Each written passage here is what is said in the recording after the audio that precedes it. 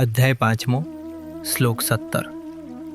તેઓ જેમની બુદ્ધિ આત્મામાં દ્રઢ થયેલી છે, જેઓ આત્મામાં પૂર્ણતયા તલ્લીન રહે છે, જેઓ સંપૂર્ણ રીતે આત્મામાં દ્રઢ શ્રદ્ધા રાખીને તેને પરમ લક્ષ્ય માનીને ભગવદ્મય થઈ જાય છે, તેવા વ્યક્તિઓ શીઘ્રતાથી એ અવસ્થાએ પહોંચે છે જ્યાંથી પુનઃ પાછા ફરવું પડતું નથી.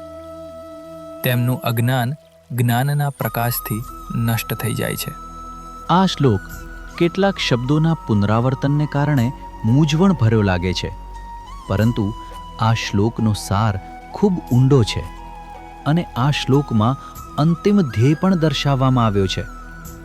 ભગવાન કહે છે કે જેમની બુદ્ધિ તે પરમ વાસ્તવિકતા પ્રત્યે સમર્પિત છે અને જે જાણે છે કે તે તેમનું પોતાનું દૈવી અસ્તિત્વ છે, જેમનું અંતિમ લક્ષ્ય આત્મ સાક્ષાત્કાર છે.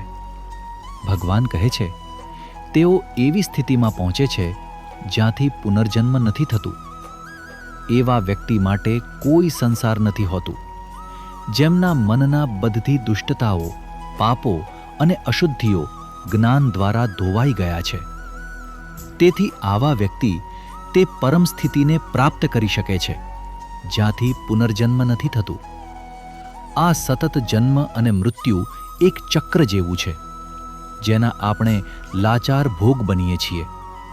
પણ જ્ઞાની વ્યક્તિ જ્ઞાનને કારણે આ ચક્રમાંથી મુક્ત થઈ જાય છે. અહીં આ જ જીવનમાં, આ શરીરમાં આપણે બધા આ અનુભૂતિની સ્થિતિમાં આવી શકીએ છીએ. સત્યના ઊંડા અભ્યાસ સાથે સાધક દિવ્યતાની સમજણ સાથે ઉમદા જીવન જીવવા લાગે છે. તેની બુદ્ધિ તે જ્ઞાનમાં લીન થઈ જાય છે અને તે અનંત આનંદ માટે હંમેશા તત્પર રહે છે. આવા વ્યક્તિ માટે અંતિમ ધ્યેય ફક્ત આત્મ સાક્ષાત્કાર સિવાય બીજું કંઈ નથી હોતું. તેને ખ્યાલ આવે છે કે એનું દૈવી અસ્તિત્વ જ અંતિમ અદ્વૈત છે.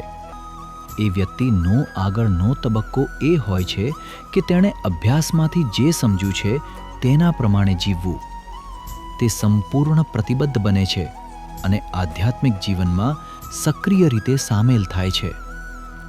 ભગવાન આગળ કહે છે, જેમની અશુદ્ધિઓ જ્ઞાન દ્વારા સંપૂર્ણપણે દૂર થઈ ગઈ છે.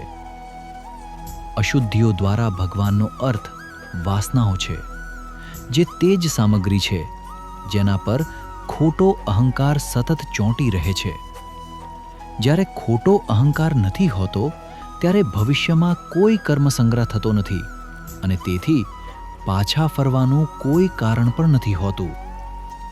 આત્મ સાક્ષાત્કાર એ ઉત્ક્રાંતિનો અંતિમ અનુભવ છે. ભગવાનનો સાક્ષાત્કાર એ વિકાસનો છેલ્લો તબક્કો છે અને ત્યારબાદ અહંકાર સ્વનિર્મિત ક્ષેત્રમાં પરિભ્રમણ કરતો નથી.